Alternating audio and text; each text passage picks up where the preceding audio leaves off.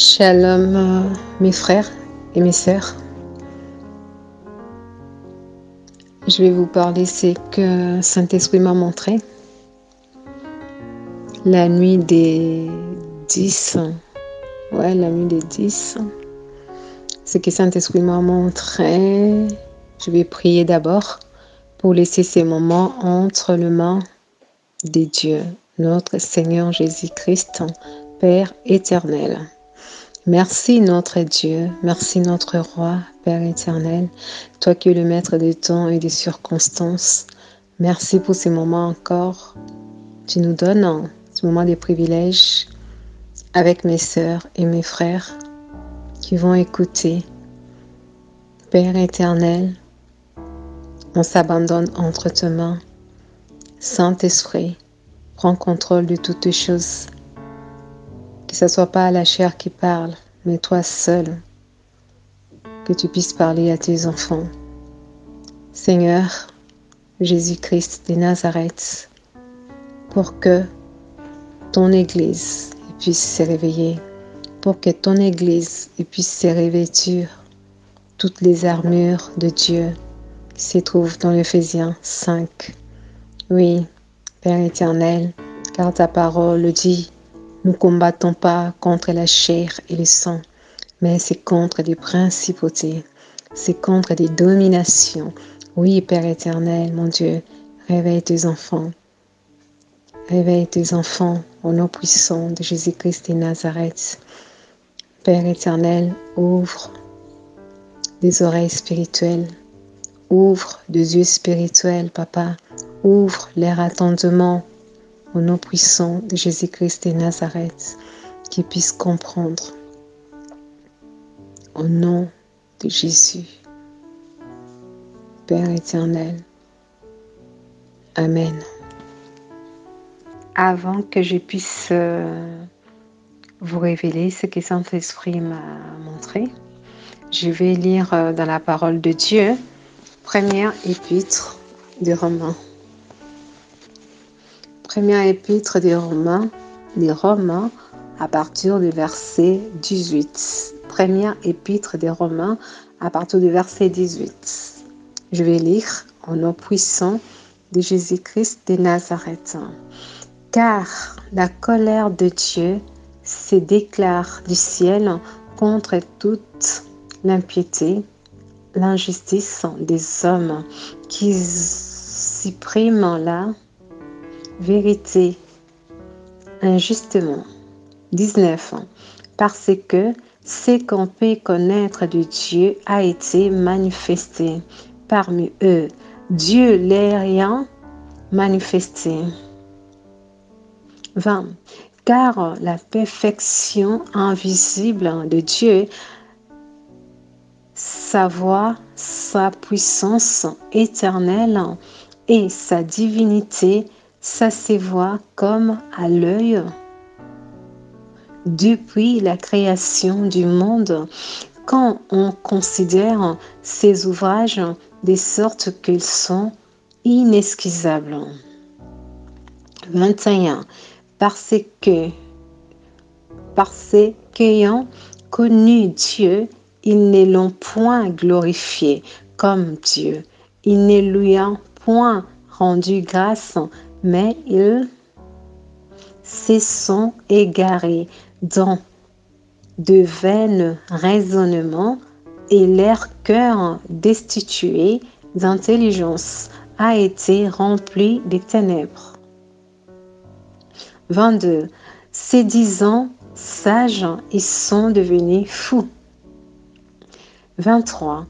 Et ils ont changé la gloire du Dieu incorruptible à des images qui représentent l'homme corruptible, et des oiseaux, et de bêtes, et quadrupèdes, et de reptiles.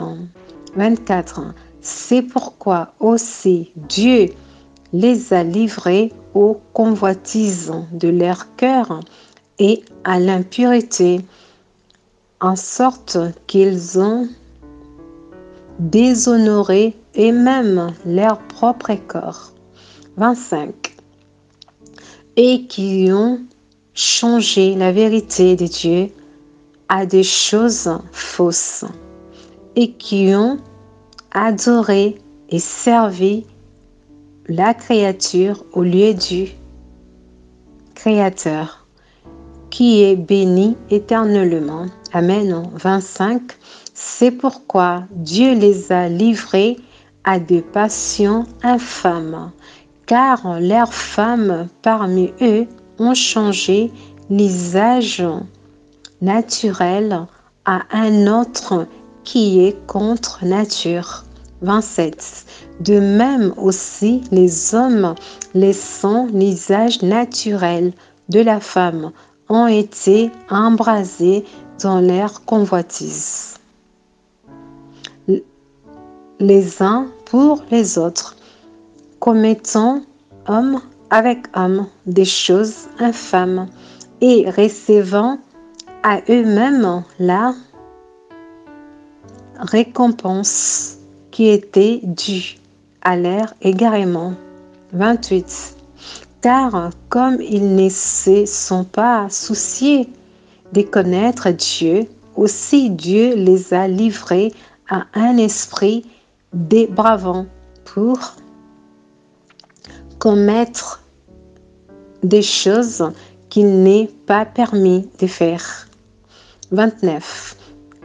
Ils sont remplis de toute injustice, d'impureté, de méchanceté, d'avarice, de malice, pleins d'envie, de meurtre, de querelles, de tromperies et de malignités. 30. Reporters, médisants, ennemis de Dieu, outrageux, orgueilleux, vains, inventeurs de méchanceté, désobéissants à leur père et à leur mère. 31. Sachant intelligence sans foi, sans affection naturelle, implacable, sans compassion. 32. Qui est bien qu'il ait connu que le droit de Dieu et c'est que qui commettant de telles choses sont dignes de mort, ne les commettant pas seulement, mais approuve encore ce qu'ils les commettant. Alléluia. Donc mes frères, mes sœurs, comme je disais, je vais maintenant vous expliquer ce que Saint-Esprit m'a montré. Excusez-moi pour la date, c'était la nuit des 11, parce qu'aujourd'hui on est les 12. C'était la nuit des 11, en fait, les 11. Oui, mes sœurs, mes frères.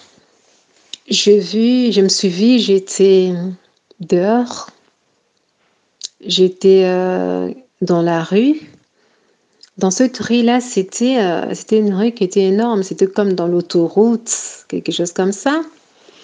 Et je vis là où j'étais, comme c'était c'était comme l'autoroute, hein, mais j'étais capable de voir ce qui s'est passé dans les maisons des gens, en fait, dans les maisons des gens.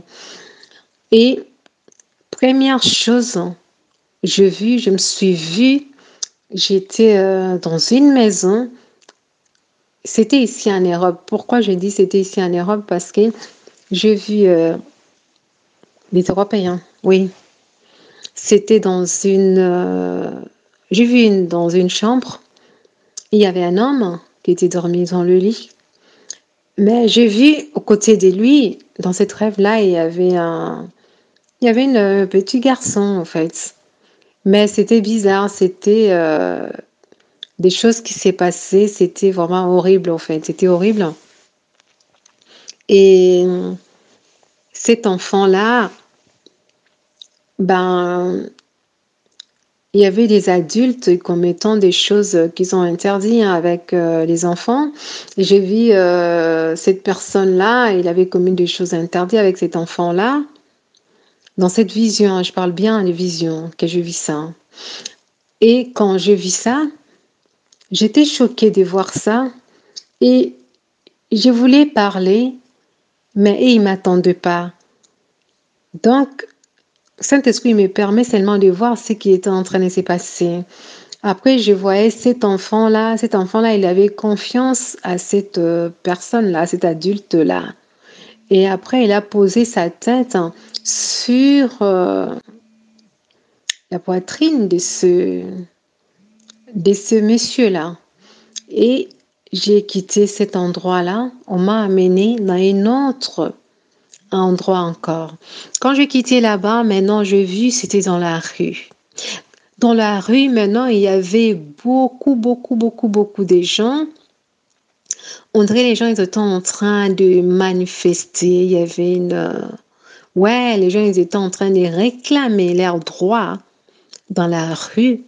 Mais les droits qu'ils étaient en train de réclamer qu'ils puissent légaliser, que les adultes ils puissent commencer à sortir avec les enfants.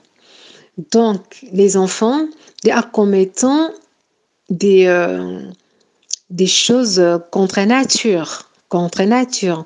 Comme je viens de vous lire dans les premiers épîtres des Romains, en commettant des choses comme ça. C'est ce qu'ils étaient en train de réclamer. Ce qu'ils étaient en train de réclamer. Donc, ils réclamaient à partir des enfants des 10 ans, ils étaient libres à choisir, en fait, qu'avec des gens là, les adultes, ils puissent commettre des choses contre nature.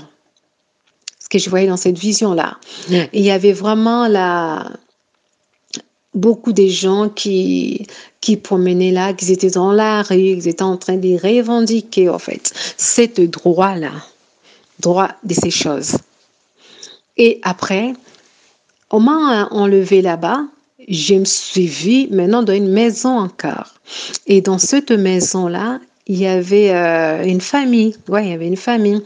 Et le père des pères de famille, il a dit qu'il était parti au travail, ce qu'il avait dit à sa femme qui était allée travailler. Mais j'ai vu cet homme-là, il est sorti de chez lui, mais il n'était pas allé au travail. Il est parti, il est rentré dans une autre maison qui était un peu loin de sa maison. Quand il est rentré là-bas, dans cette maison-là, il était allé voir un ami à lui. Cet ami à lui, là, c'est cet homme-là, mais je l'ai vu, il était endormi aussi, il était dans sa chambre, il était dormi sur le lit. Et cet homme-là, mais il y avait un petit garçon encore avec eux, là, dans cette chambre là où ils étaient. Et le monsieur qui avait quitté sa maison, qui avait dit à sa femme qu'il était allé travailler, ben j'ai vu ce monsieur-là, là-bas, dans cette maison-là, là où il était parti, il a commencé à faire des ménages. Des ménages, oui. Il était en train de balayer, il était en train d'arranger. Donc, dans cette maison-là, cet homme-là, lui, il jouait le rôle de la femme. Dans cette maison, l'autre maison là où il était parti, là où il y avait l'autre monsieur là, avec un petit garçon. Mais le monsieur qui était marié là, lui là-bas, il jouait le rôle de la femme. Comme si c'était lui qui était la femme, en fait. C'était ce qui s'est passé. Et quand je vis ça, moi, ça me choquait, toutes ces choses que je voyais. Et je me suis vue, je suis sortie de là. Quand je suis sortie de là, dans la rue, directement, il y a un géant. Il y a un géant. Quand je vous dis un géant, un géant. Un homme qui était trop grand détail.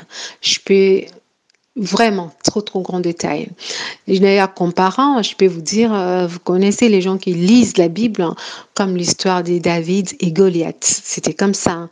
Moi, je me voyais, j'étais comme David, parce que cet homme-là devant moi, il était comme Goliath. Ce qui s'est passé. Et il était très en colère contre moi. Très en colère contre moi. Et maintenant, il avançait. Il disait que il voulait me finir, en fait. Il voulait m'éliminer. Et quand il disait ça, moi, là où j'étais, j'ai prié, j'ai crié, je demandais. J'ai dit, Seigneur Jésus-Christ, sauve-moi. protège-moi. Quand j'ai dit ça, j'ai vu les regards de cet homme-là, comment il regardait avec deux yeux très, très méchants, très, très méchants. Ses yeux s'étaient fixés vers moi, très en colère. Et quand moi, j'ai dit ça, quand j'ai crié, j'appelais les noms du Seigneur Jésus-Christ, je regardais au ciel et directement mes yeux, avec les yeux de cette personne-là, ça s'est croisé. Quand ça s'est croisé, nos yeux, mes frères, mes sœurs, directement, il y a une puissance, il y a une onction qui sortait de mes yeux. C'était des flammes, en fait. C'était des flammes. Et ça commençait comme à, à, à, à briller, hein, à briller les yeux de cette personne-là, cet homme-là qui était debout, qui était Goliath là. Et cette onction-là, ça commençait à l'envoyer comme le feu sur lui. Le feu sur lui. Il commençait à être de plus en plus en colère. Il ne pourrait rien faire. Mais entre moi et lui, il y avait une barrière. Il y avait une barrière, mais cette barrière-là, à l'œil nu, personne ne pourrait les voir. Mais il y avait une protection. Et directement, j'ai commencé à partir. Quand je commençais à partir, et lui, il a commencé à me suivre, en fait. Je commençais à courir, il commençait à me suivre, à courir derrière moi. Et directement, j'ai vu, il y avait un centre commercial. Centre commercial, comme les centres, ouais, vous connaissez les centres commerciaux. Dans les centres commerciaux, comme Galerie des Lafayette, hein, je peux te donner l'exemple. Il y a tous les magasins, mais c'était des magasins de luxe, en fait. Et j'ai vu à cette heure-là, les galeries s'étaient fermées pour les publics, en fait. Mais il y avait que des gens qui travaillaient dans cette galerie-là. Ils étaient en train de se préparer pour rentrer chez eux. Et toutes les portes s'étaient fermées. Mais comme cet homme-là, il me suivait, je ne sais pas comment j'avais fait. Et je suis rentrée dans cette galerie-là. Quand je suis rentrée dans cette galerie-là, et la porte, ça s'est fermée. C'était une fermeture automatique. Et cet homme-là, qui était comme Goliath, il est resté. Il n'a pas pu rentrer. Et maintenant, quand je rentrais, je suis arrivée dans un magasin. Maintenant, j'ai cherché pour voir des gens dans les magasins-là. J'ai cherché pour voir des gens dans cette centre commercial-là, dans cette... j'ai cherché et je voyais personne. Et directement, j'ai vu deux personnes qui travaillaient là-bas. C'était des femmes, en fait. J'ai vu des femmes là qui travaillaient. Et quand j'ai vu ces femmes-là, je les ai dit, on m'a demandé comment vous avez fait pour rentrer ici. Je les ai expliqué, non, il y avait quelqu'un qui me suivait. Et du coup, j'ai vu la porte, c'était ouverte. Et je suis rentrée là. Ils m'ont dit, j'ai dit, mais vous sortez par quel endroit? Ils m'ont dit, bon, on va vous faire sortir, mais par la porte de derrière. Parce que toutes les portes sont fermées. Ça reste seulement une porte que seulement les gens qui travaillent d'ici, ils connaissent et ils sortent par là. J'ai dit, OK, on va sortir ensemble avec vous, tout ça. Et ils ont commencé à se préparer, à mettre, à ranger leurs affaires, tout ça, pour sortir de cet endroit-là. Et directement, je me suis retrouvée maintenant en Afrique. Quand je m'étais retrouvée en Afrique, j'ai vu, il y avait beaucoup de femmes. J'ai vu beaucoup de femmes africaines, de mamans. Ils avaient porté des pagnes, tout ça. Il y en avait beaucoup. On était comme dans un parc là-bas en Afrique. Et directement, j'ai vu, il y avait aussi de petites filles. Il y avait aussi des petites filles. Et Saint-Esprit a commencé à me parler, il dit, prie pour eux, commence à prier pour eux. J'ai dit, OK, je vais commencer à prier. Après, il a commencé à me rappeler, il dit, j'ai t'ai donné l'onction qu'il faut pour la délivrance. J'ai t'ai donné l'onction qu'il faut pour la délivrance. Beaucoup de gens, ils sont en captivité. Il y a beaucoup de gens qui sont possédés. J'ai t'ai donné ce pouvoir par le nom de Jésus-Christ pour chasser tous les esprits mauvais, pour prier pour les gens qui puissent recevoir leur délivrance contre les esprits mauvais, contre les dominations, contre le monde des ténèbres. C'est ça que je t'ai appelé. J'ai été appelé pour ça.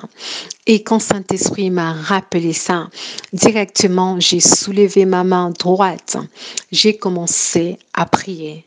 J'ai commencé à prier comme ça. Quand j'ai commencé à prier, mes frères, mes sœurs, il y a eu des manifestations terribles sur ces femmes-là qui étaient là. Il y a des manifestations terribles, même sur les enfants qui étaient possédés. Il y a eu des délivrances qui se sont commencées à prendre place. Et après, je me suis réveillée et j'ai prié. J'ai prié. Donc, mes sœurs, mes frères, je sais que chacun de nous, qu'on a le Fils en eux. Quand je parle, on a le Fils en eux. Le Fils en eux, c'est Jésus-Christ de Nazareth, parce que c'est lui qui vit en nous. Que notre Dieu il a fait de nous son temple, que Saint-Esprit, il habite en nous. Dieu lui-même, la personne de Jésus-Christ, son esprit, qui est le Saint-Esprit, il est venu habiter en nous. Donc, je sais que quand vous allez écouter avec les discernements, vous comprendrez ce qui va arriver, ce qui va se passer très, très bientôt.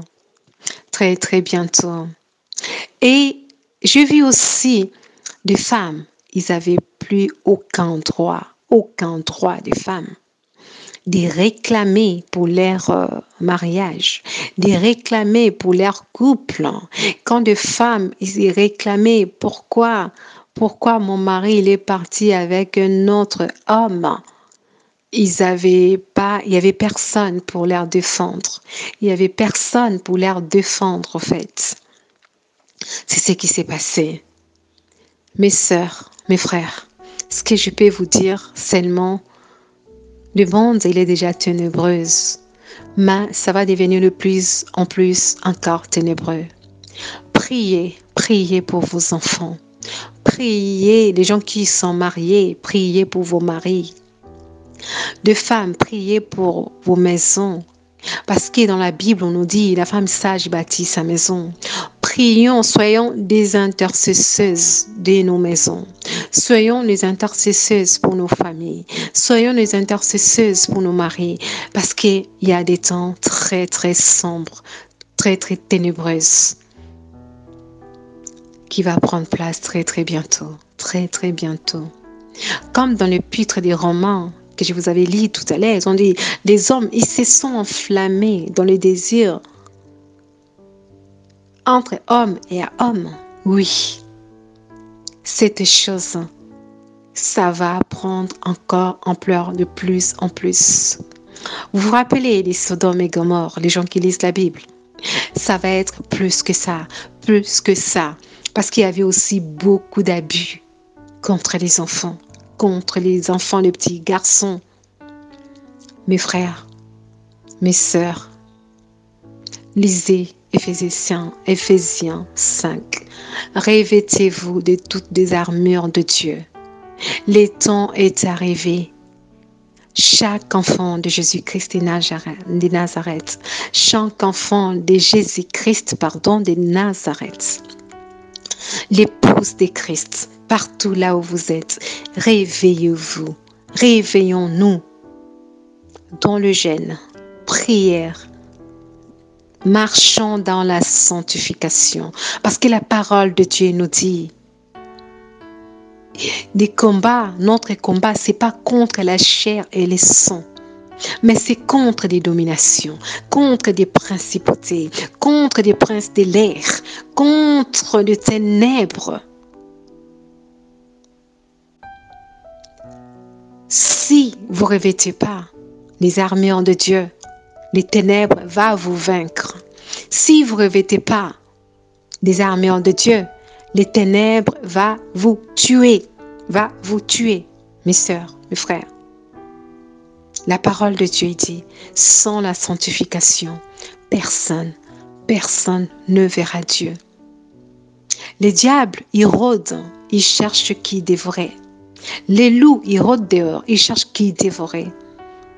Les enfants de Dieu, les enfants de Dieu, nous les enfants de Dieu, réveillons-nous, réveillons-nous, l'armée de Dieu, nous qui êtes armés de Dieu, réveillons-nous par des chaînes de prière, par des chaînes de gêne, gênés, prions, surtout la sanctification. C'est là où réside l'onction de Dieu. C'est là où réside la puissance de notre Seigneur Jésus-Christ. Si on veut voir ça, on veut gagner les combats. La sanctification. Et revêtons-nous les armures de Dieu. C'est très très terrible. C'est très très terrible. Ce qui va prendre place très très bientôt. Mes frères, mes sœurs, comme je disais, je vous conseille d'aller lire Éphésiens 5. Que Dieu vous bénisse abondamment. Que Saint-Esprit nous garde au nom puissant de Jésus-Christ de Nazareth. C'était servante Nicole Boulanger. Préparons-nous.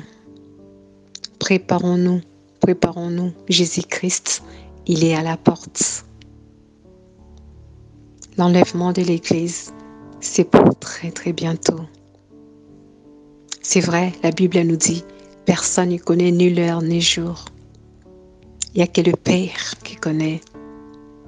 Mais on nous dit aussi, les jours-là, ça viendra comme un voleur. Comme un voleur. Parce que quand un voleur il vient, il ne prévient pas. Il ne prévient pas. Tout d'un coup, bam, surprise. L'enlèvement, ça prendra place comme ça. Donc, mes frères, mes sœurs, préparons-nous de la persécution. Préparons-nous aussi, en même temps, de l'enlèvement. Le sang de Jésus-Christ. Cherchez à avoir le sang de Jésus-Christ dans votre vie. Le sang de Jésus-Christ, c'est notre puissance. Le sang de Jésus-Christ, c'est notre victoire. C'est à travers son sang, il a vaincu. C'est à travers le sang de Jésus, il a fait de toi et moi deux vainqueurs. Deux vainqueurs. Donc, cherchons à avoir le sang de Jésus dans notre vie. Ça veut dire d'avoir la sanctification. La sanctification. Quant à la sanctification, tu marches dans la sanctification, tu permets le sang de Jésus, ça puisse te couvrir, te protéger, te revêtir. Le sang de Jésus-Christ de Nazareth, notre Père éternel, le Tout-Puissant. Shalom, shalom mes sœurs.